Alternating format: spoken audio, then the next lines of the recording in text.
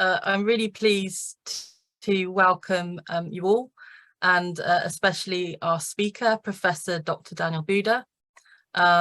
He is a Romanian Orthodox Archpriest. He's Dean of the Orthodox Theological Faculty of the Lucian Blaga University, Sibiu, Romania, and a member of the International Rural Churches Association in Europe. So thank you very much, and we'll be pleased to listen to your presentation. Thank you, Rebecca, for the kind presentation. I was tempted to say good afternoon because in Romania it's now 1 p.m. But I know it's 9 o'clock in the morning in Great Britain, and some other brothers and sisters who join us are from Western Europe. So good morning to you. Knowing that till 12 o'clock, you used to say in Britain, good morning and then good afternoon.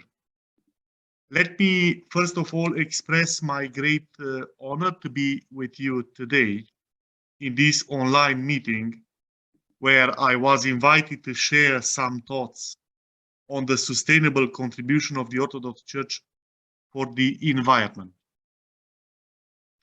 I attended so far 3 meetings of the International Christian Rural Association, and in which of them I presented, in a way or another, the rich contribution of the Orthodox tradition to what it means rural life, or to make some reflections on several issues that are important for IRCA members from an Orthodox perspective. Thanks to my good friends in the leadership of IRCA, and I'm very happy to see here Lothar Schulerus, who joined us. I was invited a few years ago to attend the IRCA Europe meeting here in Sibiu, Romania, where I addressed a paper.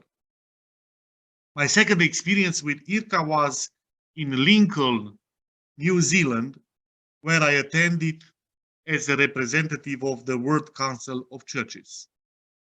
I would say that in that time I was an employee of the World Council of Churches, where I worked for 10 years, being in the first 6 years Executive Secretary for Church and Ecumenical Relations, and the last 4 years I was Director of the same Department of Church and Ecumenical Relations.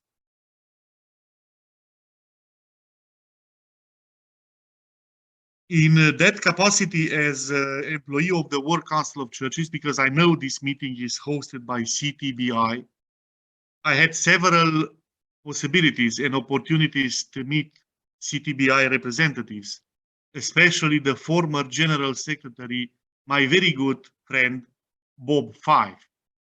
So in a way, I somehow feel being back home, because I'm very familiar with the tremendous work that CTBI does in Great Britain for the British churches, and in Ireland, of course. As regarding my presentation today, I designed my presentation in the following way.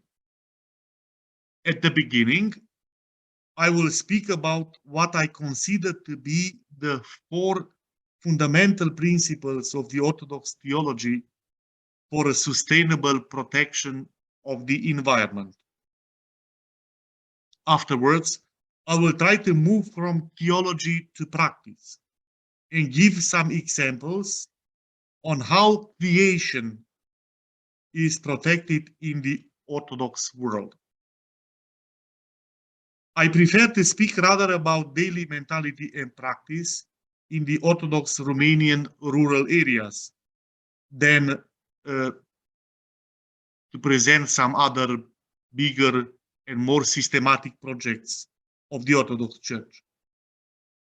At the end, Andrew asked me to add a third part, namely to give a few thoughts on what it means, the Ukrainian conflict today, from the perspective of agriculture.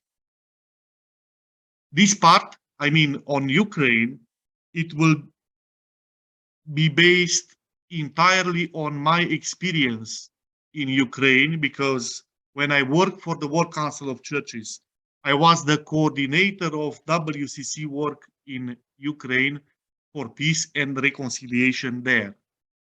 I visited Ukraine more than 10 times. And I did a visit in very deep rural area, including a visit to the front line in 2016.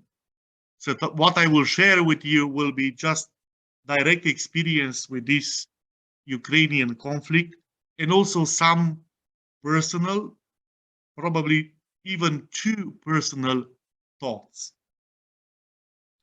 Let me now get back to the 4 fundaments of the Orthodox theology for a sustainable protection of the environment. The basis for the protection of the nature and the environment in the Orthodox tradition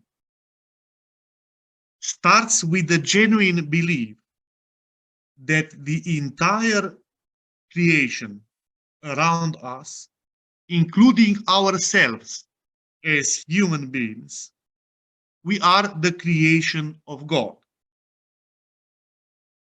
This is a fundamental belief in the entire Christianity. More than this, the entire creation that belongs to God is good. We know this from the Bible because God as creator of the world, after he created everything, he looked of what he has been created and declared that everything was very good. This is a quotation from Genesis 1, chapter 1, verse 31. In Hebrew, Tov Meod. The consequences of this fundamental belief are: point A, the nature is the creation of God, so it needs to be treated with respect, as we respect and worship its creator. And B, everything that God created is very good, so there is no place for any belief or conception that the creation or part of it could be evil. Many centuries ago, the church condemned it several times. Different groups like the Gnostics that considered that the creation or part of it could be evil. As we know, the Gnostics were those that considered the material world as being either the entire material world or part of it as being evil, and being not the creation of the spiritual God, but the creation of an inferior God, of a demiurge that created the world, the material world, either when he was playing or by mistake. Or we know that the church condemned all these beliefs that the material world can be evil or part of it. The second fundament for the protection of creation according to our tradition is provided by anthropology. The human being is composed of a material body and a spiritual soul. This is why the human person is by nature a combination of the material and the spiritual world. In each person, these two worlds meet together in a harmonious way. God blessed the first human beings to be stewards and protectors of the material world, as we learn from Genesis chapter 1, verse 28. and God blessed them. And God made them to be fruitful. In order... Hello. Can you hear me? I'm just on Zoom meeting. Bye. The order of God to protect and steward the creation has nothing to do with to subdue the creation. This was never understood in the Orthodox tradition as a blessing or a commandment to conquer the world or to possess it, but rather to enhance it and to contemplate it, and even more to make the world, the material world, spiritual, to spiritualize it. Being a mixture of the material and the spiritual world, the human being is the meeting point between these two worlds. And his goal is to spiritualize these two worlds in itself. Therefore, in the Orthodox tradition and in Orthodox anthropology, there is no space for a misconsideration of the material world or for a classification of the material world. There is no impure or pure material world. All the material world is good. So that's why the entire classification of the material world which exists in the Old Testament is some things are pure, some things are impure. In Christianity, we don't have this classification, but the entire creation is respected as being good because God himself looked at the nature and declared it as being Tov Meod, which means very good. The third dimension for a sustainable contribution of the Orthodox Church for the environment is Christological. The Son of God incarnate himself into the world by assuming a complete human body and a human soul. It means he assumed the entire human nature. The incarnation of the Son of God has a main soteriological dimension because God makes himself human being for us and for our salvation, as all the Christians confess in the Nicene Constantinopolitan Creed we use in the Orthodox tradition and also in other traditions.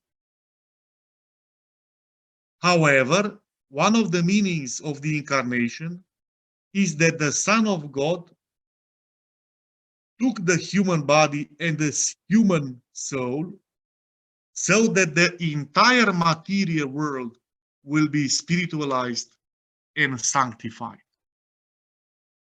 Again, the early church rejected all the groups that were called Docetists, they thought that the human body of Christ was not a real one or was not made out of the flesh as any human body.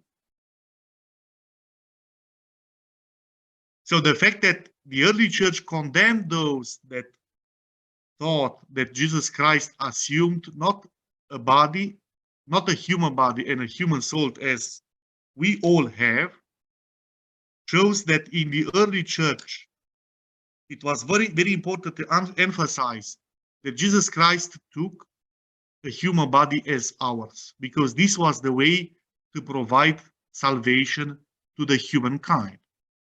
But because the human being is the steward of the creation, and also the master of the creation, as I understood in the way I just presented before, we understand that the incarnation of Jesus Christ has not only a meaning for the human nature, but it has a meaning for the entire creation.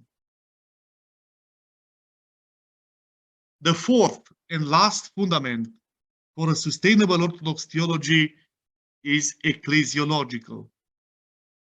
The church, called in Greek ecclesia, plays a central role in Orthodox theology and spirituality.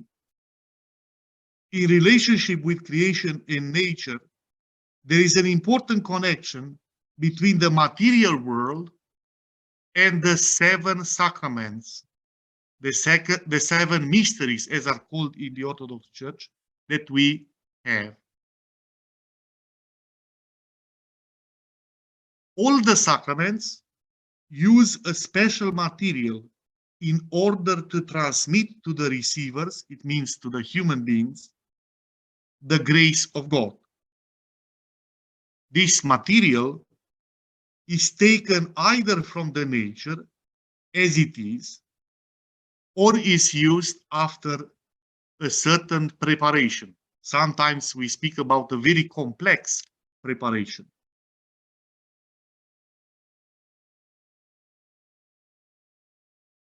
In case of material which is prepared, we have to do with a cooperation between nature, the human being, and God. Let me give some examples. In case of the sacrament of baptism, we use just pure water as it is taken from the nature. In this case, we have to do with a simple, natural, and unprepared material. For other sacraments, we use more complex materials. For instance, for the chrismation, in the Orthodox tradition, we use oil, which is combined with multiple aromas. And in order to get this myron, this is how it's called, there is a very complex recipe. It takes more than 1 week to prepare the material we use in the Holy Chrismation. For the sacrament of oil, we use olive oil or any kind of oil. The best example is, however, the sacrament of the Eucharist, where we use bread and wine, and both these materials are very complex ones. Let us take wine for a further reflection. Wine, it's a very complex material which is taken from the plant of wine. It needs a special preparation to get what we call and use with a lot of pleasure as wine. God created the plant of wine. In his providence, God gave warm and the sun shines upon the wine so that the wine can bear grapes. The minerals gives also food to the plant of wine. This is the contribution of God. The contribution of the human being is that the human being plant the wine, take care of the plant of wine. It cuts the ashes that are not unnecessary to really exist. It harvests the grapes when the time comes for that. And then, with a lot of wisdom and experience, the human being prepares the grapes and makes the wine. We see here how God, the nature, and human beings work together to get a very complex material as the wine, which is used later in the Eucharist so that we can have with us and share the blood of Christ. So the pure wine is brought to the altar in order that through the work of the Holy Spirit became the blood of Christ.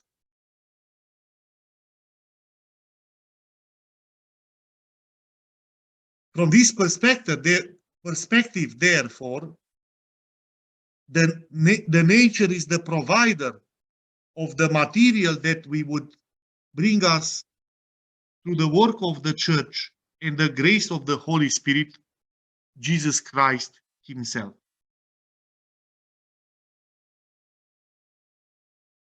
Second part of my presentation, from theology to practice.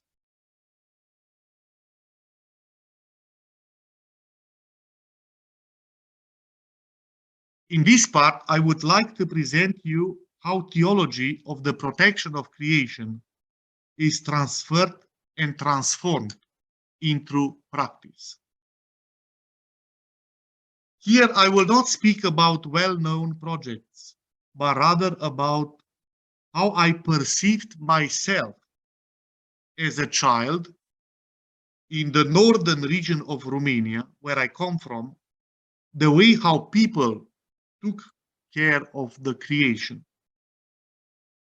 This conception is, in my understanding, deeply rooted in the Orthodox tradition. I was born in a small town, which became a town only because the communists in Romania transformed it artificially into a town in order to increase the percentage of population living in the urban area. In fact, it was a village where the large majority of the population used to have a farm, and at the same time, they also got a job in industry. The farmer produced food for them and their families. And in this way, and also they had jobs that provided them some money. In this way, they lived in a combination between farmers and workers in the industry, which in the communist time provided them enough material means to live in dignity. You might know that in communist Romania, one of the biggest challenges for people was to find enough food to buy, or for the heads of families to have enough food for the families. People used to have money, but it existed a terrible shortage of food. People used to queue, to stay in line for hours in order to get something to eat for them and for their families. It was not the case of my community, because people had farms and they produced most of their food in their own farm.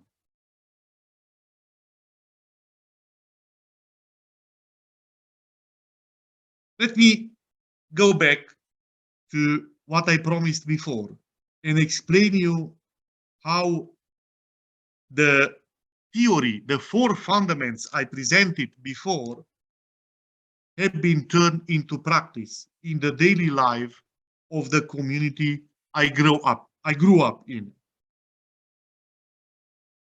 As a child, I often have heard my grandmother, who lived in a village nearby, speaking about the holy moon, holy sun, or holy stars. Later, when I studied theology, I tried to understand whether this way of perceiving the creation of God as being holy has something to do with paganism. We know in some pagan cults, the sun or the moon are considered holy. Why did my mother call sun and moon as being holy? I understood later that she called them holy simply because they were the creation of God. They were the ones that provided life and warmth for the earth so that the humankind could practice agriculture. So there was nothing like paganism in this attitude.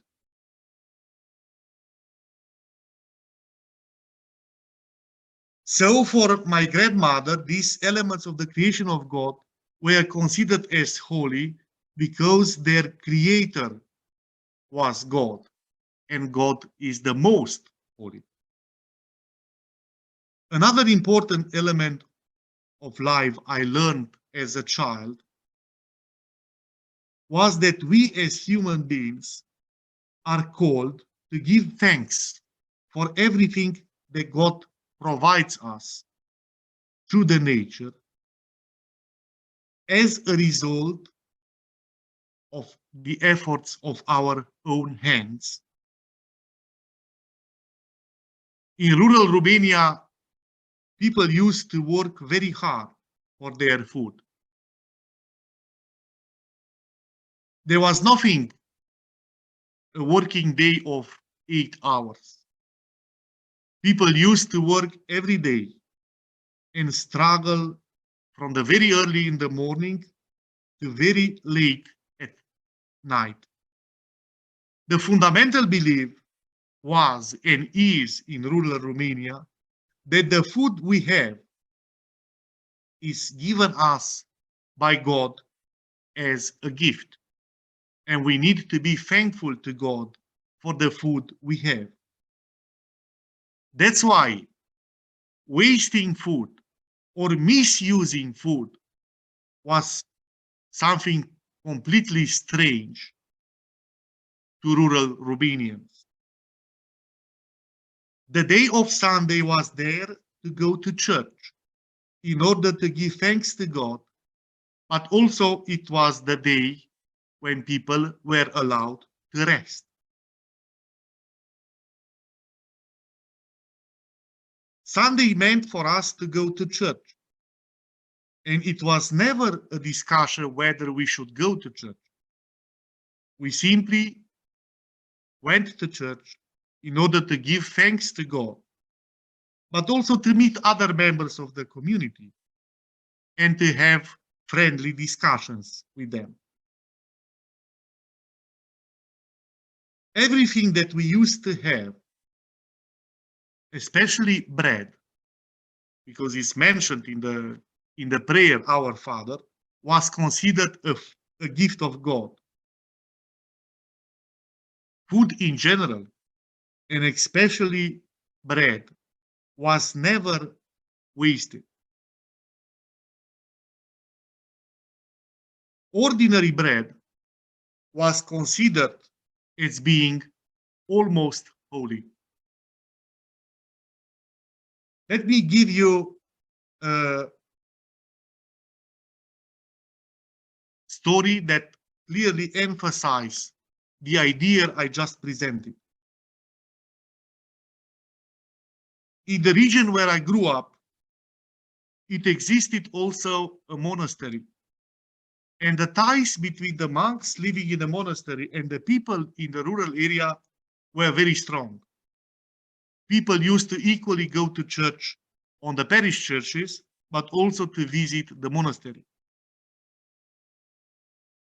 It was one of the few monasteries that were allowed to exist also in the communist time. The monastery was not closed, though some of the monks were forced to leave and to go into the world. In this monastery lived a special monk, Father Seraphim, and I had the great privilege as a child to be his disciple because myself, I lived in a monastery for a while in order to prepare myself both spiritually and theologically for studying into theological seminary. Father Seraphim used to tell us how holy is the bread we have every day. And also, he sharply condemned a practice which became common in that time in the region I grew up. The practice was to use corn or sometimes even wheat to produce alcohol. Because some of the years were very fruitful and people had a lot of corn and wheat, some of the people came to the idea that it would be very profitable to make alcohol out of them. This practice was profitable because people got, on the one hand, alcohol, which they can use for their own purposes or to sell it, and the remains after the distillation of the alcohol was a material that could be given to pigs, so the pigs could be fed with this material. Father Seraphim condemned so sharply this practice and said that it is not moral, it's immoral to use corn or wheat for producing alcohol and then to give the remains to the pigs. He considered that wheat in itself, it is holy because bread is produced out of it, and then bread is the Eucharistic material. He was so sharp against this practice that he would even not let people to communion. Those people who practice this custom to produce alcohol out of wheat, they were not allowed to go to communion. This very perhaps simple but clear example, it shows to me how some of the materials that are produced, some of the food that is produced in the farms can have only one main aim, namely to feed the people. Producing alcohol and then feeding the pigs with the remains was considered as something immoral.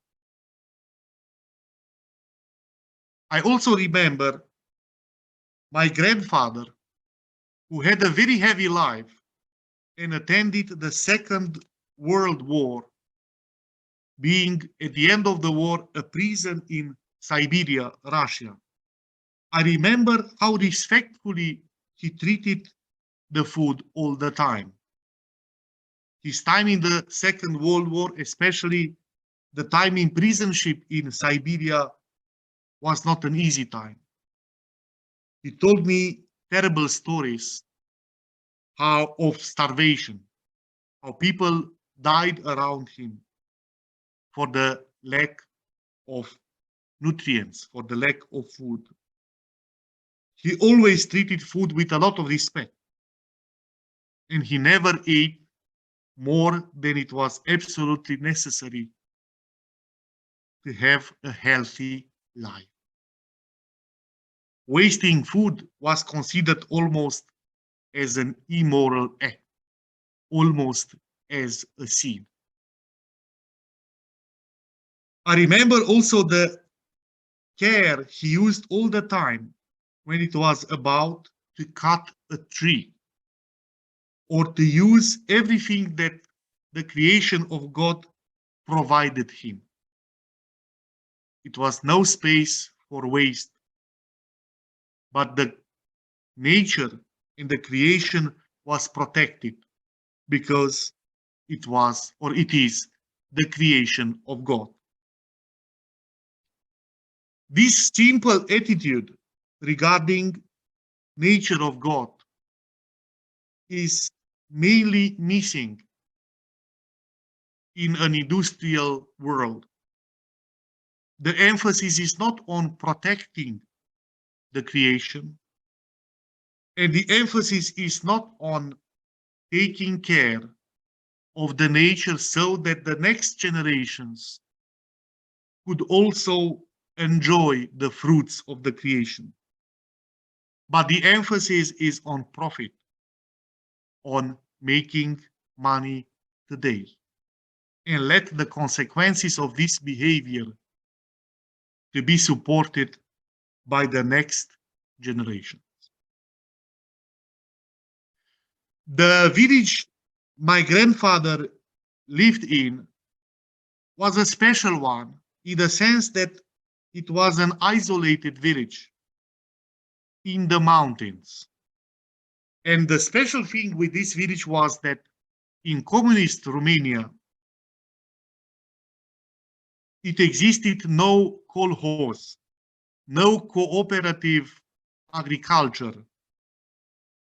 So it means people remain the owners of the lands they used to have and to inherit from generations to generation. This makes the people being very responsible with the nature and also very responsible with the properties they had. People used to inherit some land. The main duty of a generation was to keep the inherited land and to give it further to the next generations. To sell a property, a land that was inherited, was considered almost as a moral sin.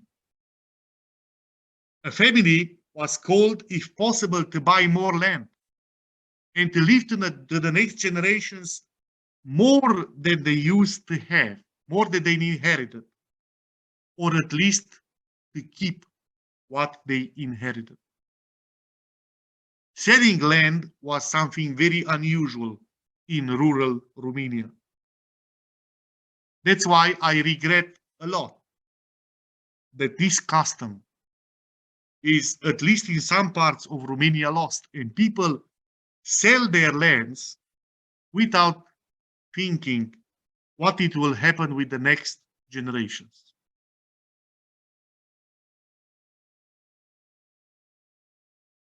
As regarding the third part, which I added to my study at the request of Andrew, as I mentioned at the beginning, I will speak only from my experience as an employee of the World Council of Churches, who was in charge for the peace and reconciliation work of the World Council in Ukraine. And I already mentioned that in this capacity, I visited Ukraine perhaps 10 times. Most of the visits I did in Kyiv, in the capital of Kyiv, of Ukraine.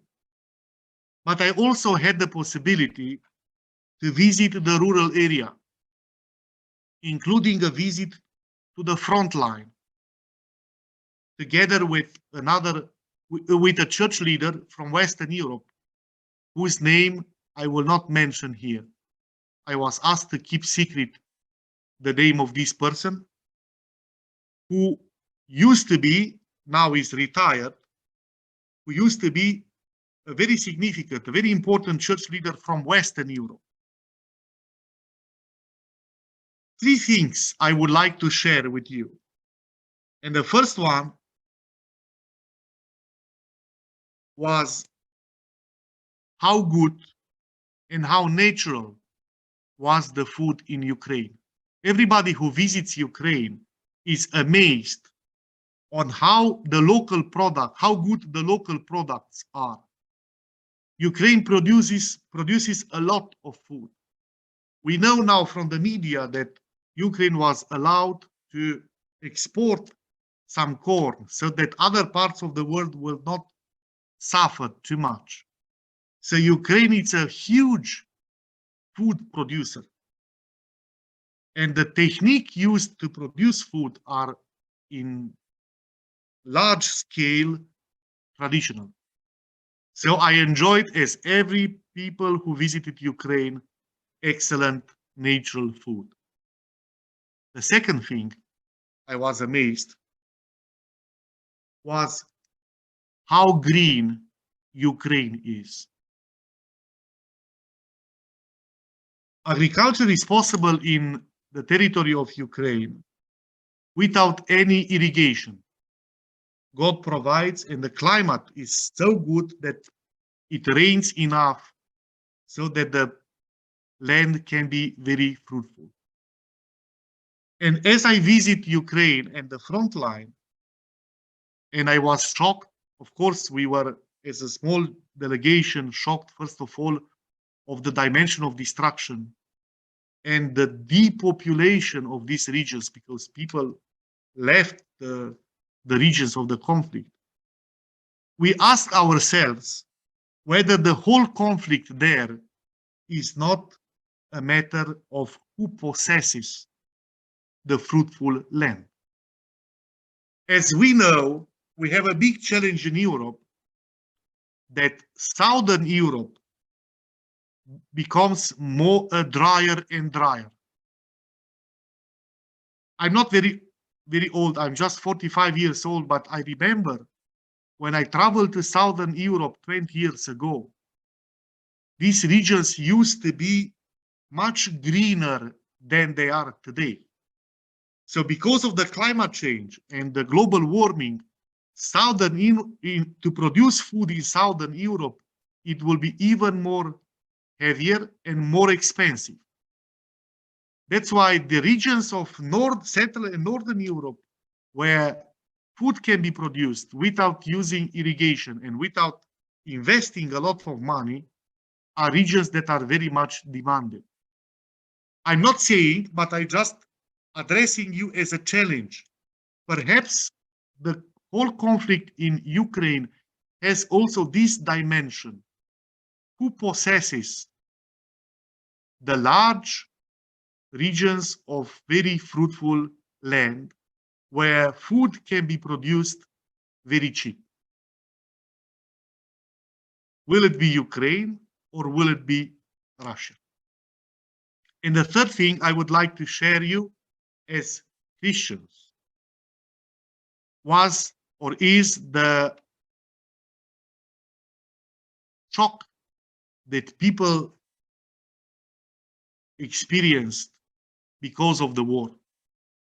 They couldn't believe their eyes when they saw that they are in the middle of a war. We were all used to know that Europe is a region or it's a continent of prosperity. It's a continent of stability. It's a continent where most of the people can live in peace and harmony, and where the economic progress, the economic increase, the economic progress, it's almost self-understood. Ukrainians first, but also people who visit Ukraine and the region of conflict had to learn that in the very heart of Europe, there is an armed conflict, there is a war which destroyed peace and stability, which made the food in general very expensive. Romania is facing an increase of prices for basic things to eat, for food, which didn't exist before. We are all also aware of the energetic crisis that the entire Europe is facing because of the Ukrainian conflict. I would just like to challenge you. This is the purpose of the third part, just to challenge you and to think as people who are used to practice agriculture, or people who represent communities who base their life on agriculture. So just to reflect whether this conflict doesn't have also this dimension. It can be that the war is on who possess this land, which is very fertile, very green, and can produce a lot of food without investing a lot and without many costs. I stop here. Thank you very much for your attention.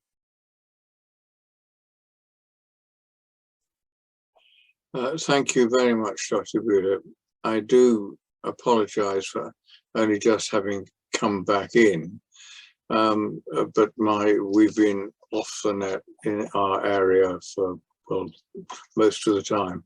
Anyway, it's extremely good of you to speak to us, and I'm sure we would all like to put up our hands to say thank you very much indeed. We're now going to go into breakout groups, which Abby is going to sort out for us.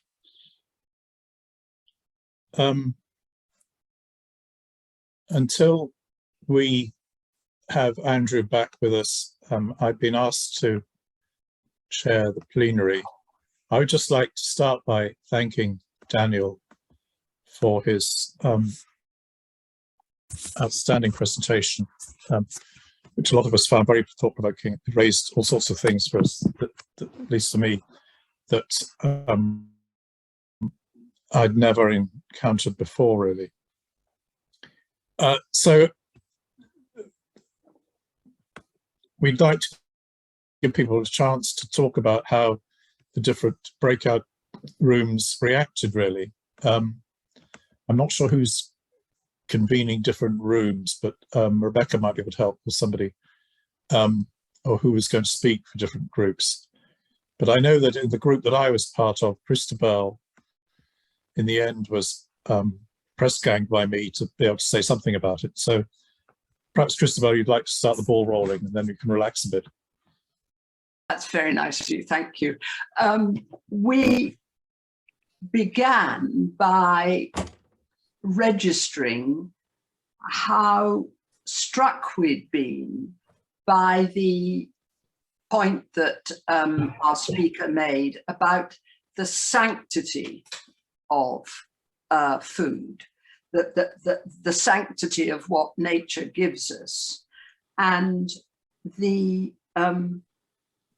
went on to discuss the huge importance of our responsibilities about food, the importance of valuing every mouthful that we have. We were much struck by the point made about your grandfather, that he was careful not to eat more than he needed. And that is something which is almost unheard of nowadays. And then we discussed a lot about the whole business of waste or misuse of food. And we had a little diversion into the business of the making of gin, you know, but the fact that of realizing that everything, if you're eating meat, everything from the animal has its part to play in giving nutrition, and how the knowledge of how to use a whole chicken or a whole pig has been lost to a huge extent.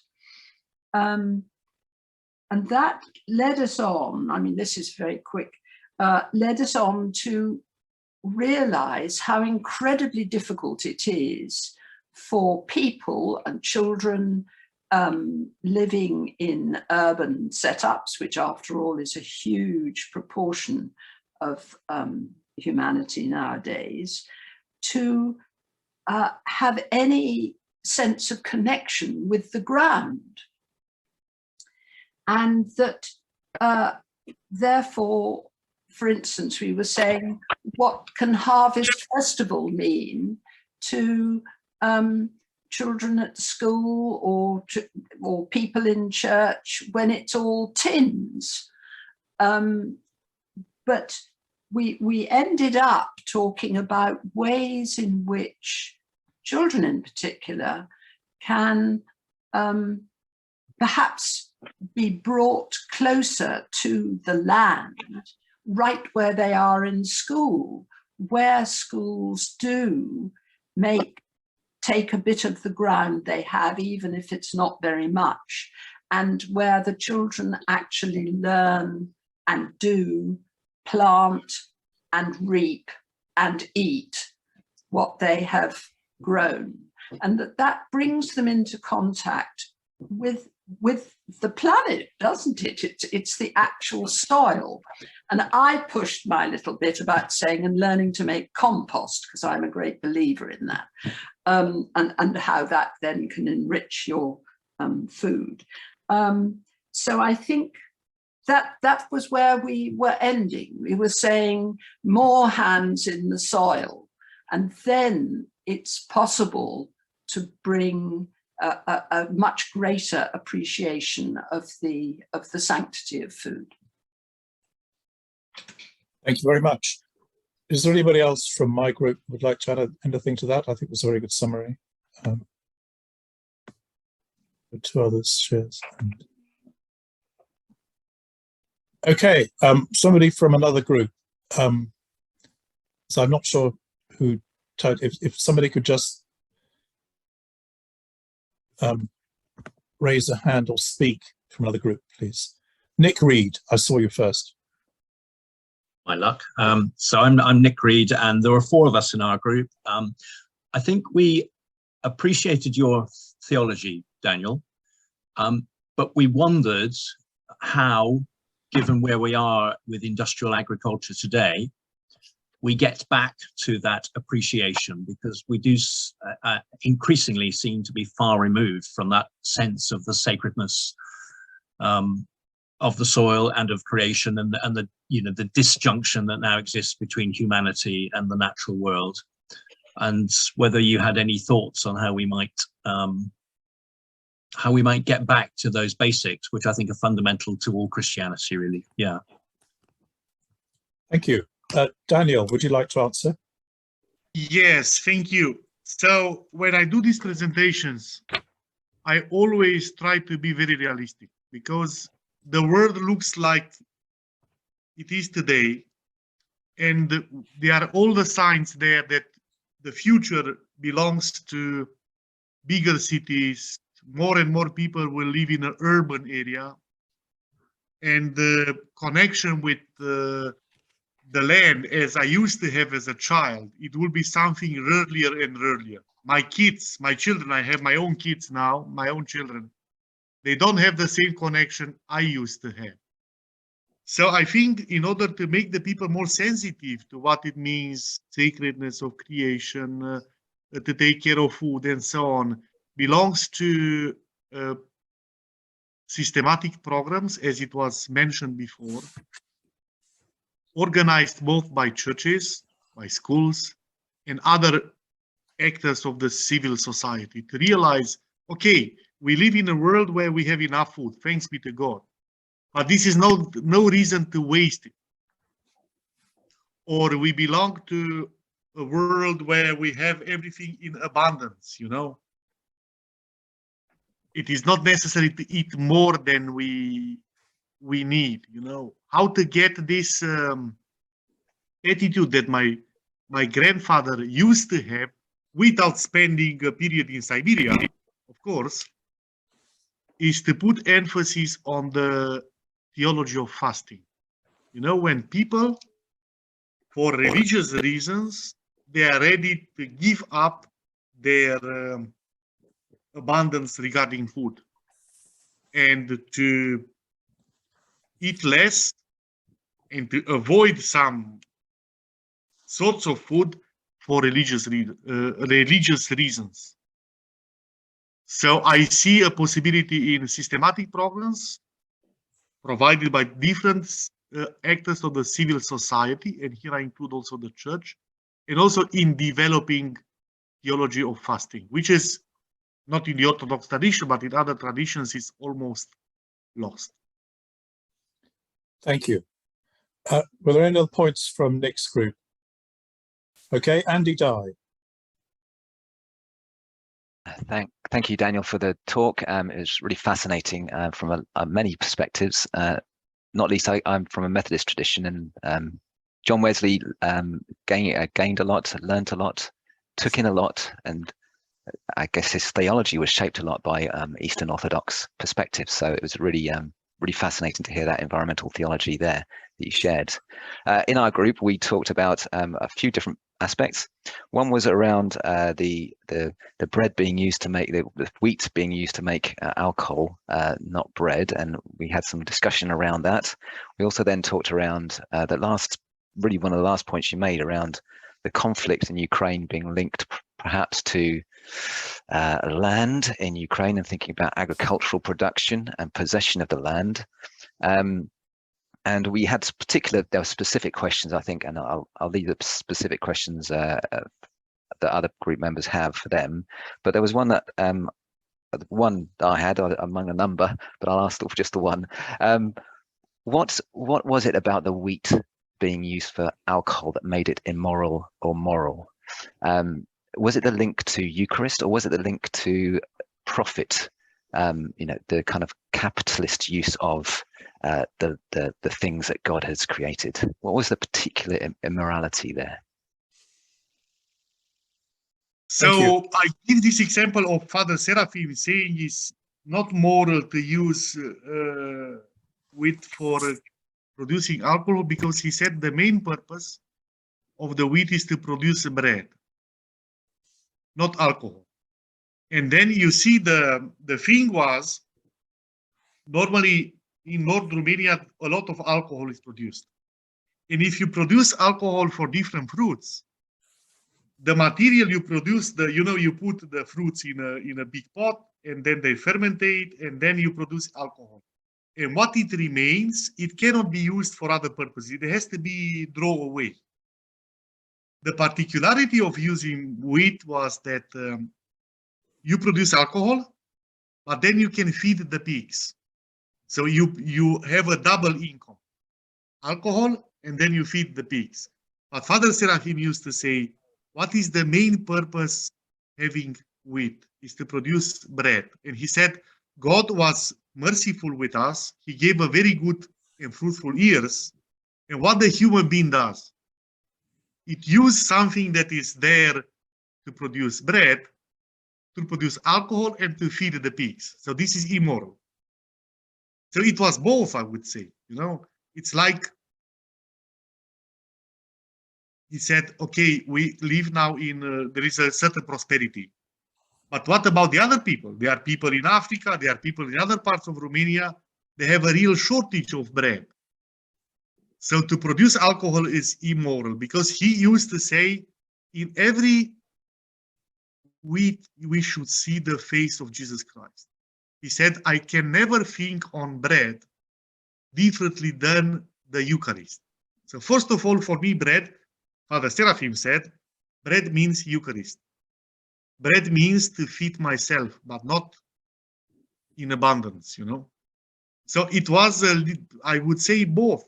And, the discourse he said changed a lot of people. I remember my parents, who are farmers, they used to make the same thing, but when they went and made confession to Father Seraphim, they changed totally their mind. They said, no. Wheat is there to produce food. If I have too much, there are enough people on the world that would not have enough. So I'm not allowed to use wheat to produce alcohol, which is, okay, you can use it, but it's not absolutely necessary. And then it was this, it reminds very much of the gospel, to feed the pigs. You have maize to feed the pigs, and God provided enough maize. So don't give wheat to them. This is for bread. This general, I would call it ethos, to say, if God gives me a lot, I need to be thankful to God. And if it's possible, to be merciful with other people, but not to make God mercifulness to make me richer in using ways that are not acceptable. So Thank you. always be careful with Good. food and how you use it, you know, Thank you. especially bread. Because bread is mentioned in the Bible, you know, it's in the Our Father. It's not just any kind of food. It's the food that feeds us also spiritually, because it provides us the body of Christ. Thank you. I'm glad to welcome back Andrew Bowden, and I'm handing a chair back to you, Andrew.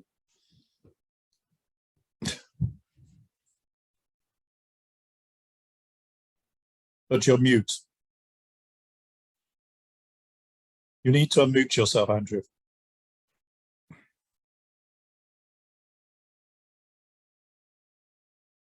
Rebecca, can you unmute Andrew? Can you hear us, Andrew? Can you hear us? We're trying to ask you to unmute. I'm sorry, I'm back there now. Yeah. Yes. Yes. Well, I was saying there are people from Slovenia and people from Romania and Czech Republic, but it's Gloucestershire that's let us down. So I'm very sorry indeed. Yes. Well, is there anyone else who has a question or comment? Put your hand up. Elizabeth? Yes. Christabel again. Oh, sorry. Christabel and then Keith.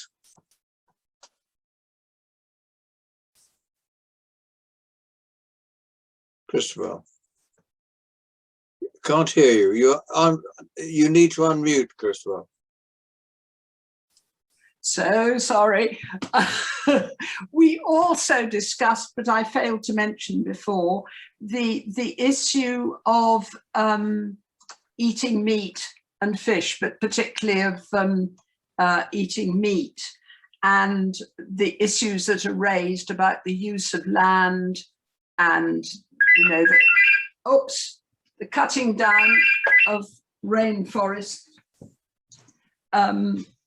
in order to run cattle in Brazil, and the fact that nowadays a lot of young people are querying the use of the eating of meat and fish to some extent, and becoming vegan, and that's something that was not touched on in the presentation. Yeah, thank you. Keith, unmute. Yeah. What struck me, and we spent some time discussing this in the group, was this final point that Daniel made about how important the exceptional fertility of Ukraine is in terms of the war taking place there at the moment. I'd really, as a townie, I had never really personally ever thought of the food aspect of this. But if in fact that's correct, then that seems to me to put the whole position of the whole conflict into a quite different sort of category. Seems to me that what Putin may be doing is something really almost moving back to a sort of medieval concept of what war is all about, which was all about taking food from your neighbor so that you can have plenty yourself, which from much of the world was a whole sort of aspect that rather disappeared with industrialization and capitalism and all that sort of thing, which diversed the production of wealth from the production of food. And in a way that seems to me to put the whole sort of Ukraine-Russia thing into a different sort of frame somehow. I'm not quite sure what the significance of that different frame is. But I think if this point is correct, then I think we have to think about the war slightly differently. Daniel, you've actually been there in a way I hadn't realised you had been. Any comments on that? Yes, I would like to make 2 comments also to the previous question, namely, maybe I'm not entirely politically correct, but in the Orthodox world, you know, we don't have the percentage of vegan vegetarians that you have in the West. And I'm a bit surprised, you know, I had just attended a few months ago a meeting in Romania, and we had 1 vegetarian with us who was from Germany. And then I attended another meeting in Switzerland where it was only 1 person who was not vegetarian or vegan, and it was myself. And the explanation for me would be that, you know, if you are a practitioner Orthodox, you are anyway a vegan 1/3 of the year because of the fasting periods. I will not say that being vegan or being pescatarian or being vegetarian, it's a bad thing. I would say that this has also another aspect, and I saw this in Ethiopia. You know, we have in Ethiopia nowadays not so much as years ago, but still there is a significant percentage of population that live in starvation. And part of the problem is not me who says this, everybody who knows a bit Ethiopia. Part of the problem is also that people there, Christians, they follow the Jewish restriction regarding food. So if people would eat also other things that are not allowed according to their mentality and customs to eat, the percentage of people who are starving would be a bit low. Regarding the comment on Ukraine, you know, I simply make the judgment based on my experience, because when you go to Ukraine, especially to the eastern part, you cannot be amazed on how good, how natural, and how tasty the food is. And you realize everything is produced locally because it looks like local food. And then I was also amazed to see how green is the entire territory. And you know, traveling to by plane to Kharkov and then by car to the front line, I had enough time to discuss with my partner, very experienced church leader, and we said, look how green is everything here. They don't need irrigation to produce here food. And then I said, don't you think the whole conflict might be on who possesses this fertile land? And he said, well, that can be. So, you know, it's not for the first time in history when we might have a conflict on who possesses a territory or land that can provide cheap food. The whole migration of, you know, the Volkswanderung, the migration at the end of the Roman Empire, there are historians saying that happened because people were simply starving in some parts of the world, and they moved in other parts of the world in order to have enough food. The migration of humankind was based in history a lot on who possess the territories where there are enough animals to be hunted and enough land to make agriculture, which is cheap. So I'm not saying the Ukrainian conflict happens because of who possess this land, but I cannot ignore this aspect after I visited Ukraine. And this is the case of Ukraine. I would say it's the case of Central and Northern Europe, where in the future, climate warming will not affect agriculture as tremendously as it affects in Southern Europe, where we all travel to Greece, we all travel to Italy, and we have seen how, I would say, ungreen, so not green, becomes these regions. It's terrible. That's why I spoke based purely on my direct experience in Ukraine, and I cannot ignore this aspect. And I would say the last comment, war was always about who possesses something. It can be land, it can be other natural resources, it can be, geostrategic positions and so on. So in this sense, I don't see something new in human history. War is about who possesses something after any other type of negotiations are over.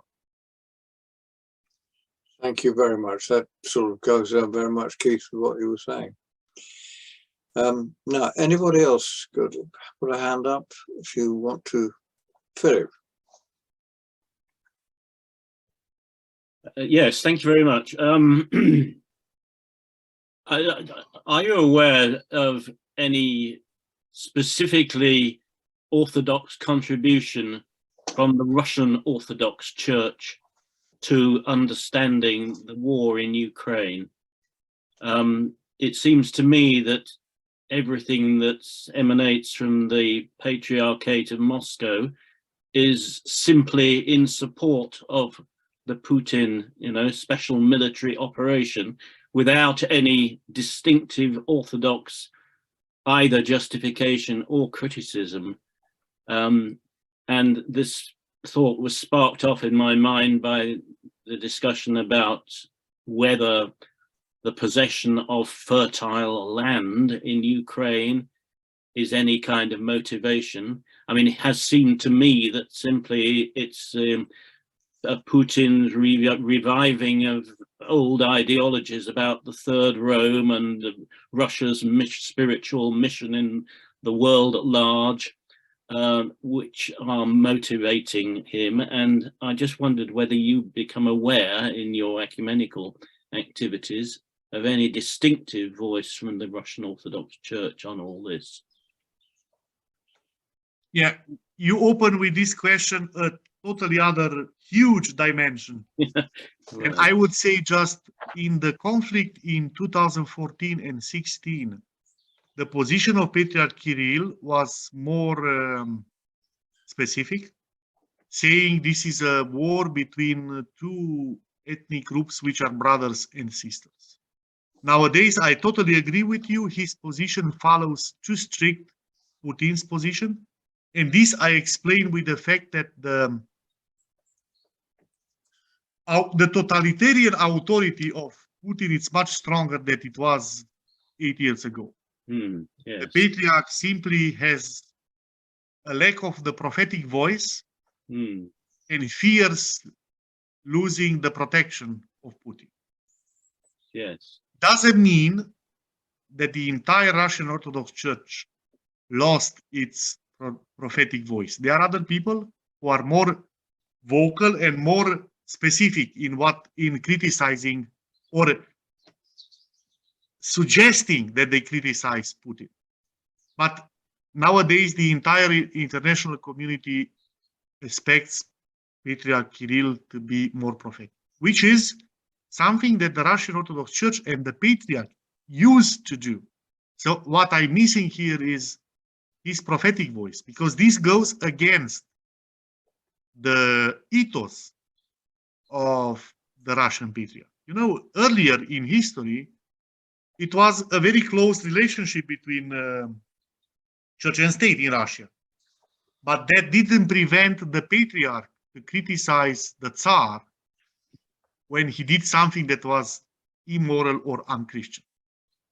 But I can also understand Patriarch Kirill because, I always explain to Western Europeans the situation in Russia as the following.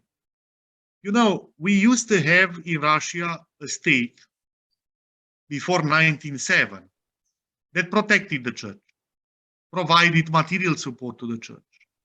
Then you have the communist regime that persecutes the church. And this happens for 70 years. And then you have a new government, starting with Yeltsin and then with Putin, that says, no, we'll protect again the church. So the church is in love with this new protection. And we have to agree that without the support of the state, which is done in Russia in a very specific way, Gazprom and so on supports the church. Without this support, the Russian Orthodox Church would have been never able to rebuild the structures as fast as it happened in the last 30 years. if they lose this state support, then they will rebuild the structure very, very slow. And the costs are that the church lost the prophetic voice, and the price might be that they will lose, from the church point of view, the entire Ukraine. Because you know that also the Ukrainian Orthodox Church Moscow Patriarchate, a lot of people there became very critical with Patriarch Kirill. So it's not only Kiev Patriarchate, who is, you know, another church entity, and they are, of course, by nature, let's say, against Putin and Patriarch Kirill. Also inside the Ukrainian Orthodox Church Moscow Patriarchate, there are more and more people saying there is no reason for us to belong to the Moscow Patriarchate. Andrew, can I just Thank you. sorry. Right. David Blackman and Nick Reed have had their hands up. Just want to. I'm so sorry. Well, Nick. That's kind of you, Andrew, but David was up long before mine. Oh, right. All right, David. Yes, just following on from the last part, I don't know how recent the speaker's contacts have been in Ukraine. But on the question of Ukrainian Orthodox switching allegiance from Moscow to the Ecumenical Patriarch, is that a continuing phenomenon, or is that now fairly complete? My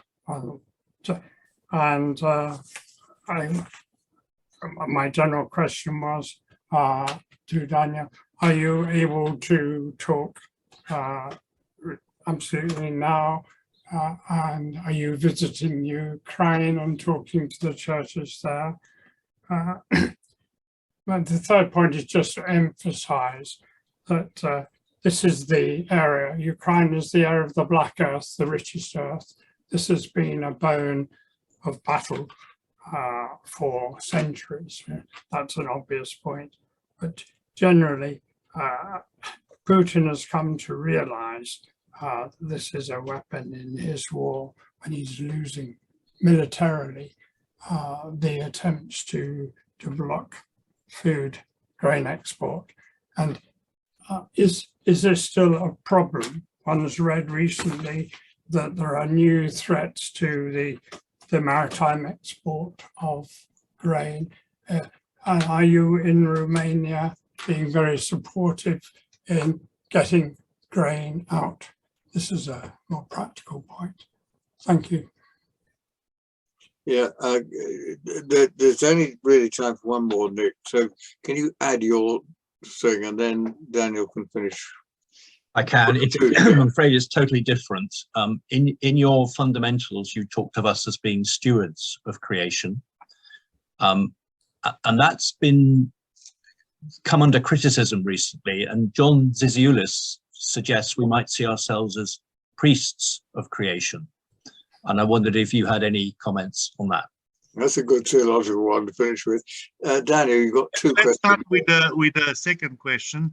I know about Zizioulas calling us priests, but I'm very careful using this word for protecting the nature for some other reasons. But I would like stewards, because that involves, you know, priest, it's much more than being a steward. But I know Zizioulas has no reservations in using this term. As regarding the other question, I have some regular contacts in Ukraine. I don't use them on daily basis as I used to be when I worked for the Work Council.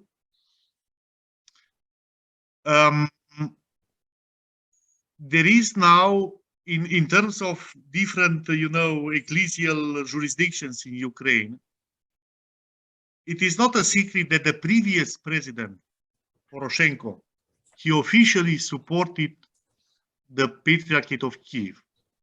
And the switch from of local communities from the Kiev Patriarchate to the Moscow Patriarchate took place in many instances with the support of the local authority. We should not forget that Ukraine is not a very democratic country as it is Great Britain. So the mayors play still a very important role. And this switch has been done in many cases with the support of the local mayors. Nowadays, the president of Ukraine doesn't take into consideration as much as Poroshenko did. I'm not saying he doesn't take into consideration at all the religious dimension of Ukraine. This is for the community he belongs to, for the ethnicity he belongs to, and so on. But the switch from Kiev Patriarchate to the Moscow Patriarchate, it's still taking place at a local level. But it doesn't mean the Ukrainian Orthodox Church Moscow Patriarchate lost totally the ground in Ukraine. It is still something that is decided nowadays. It depends very much on the result of the war. Yeah. And this is unfortunately still going on. Thank you very much, Daniel. Well, we all want to do something about the climate change crisis, and more specifically, those of us here are concerned about the agricultural contribution to this, about the carbon emissions and so on. But I think those of us of faith also need to recognize why our faith drives us to do something about it.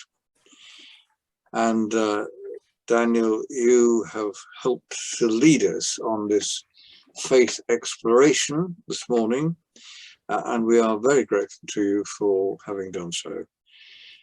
Thank you very much indeed.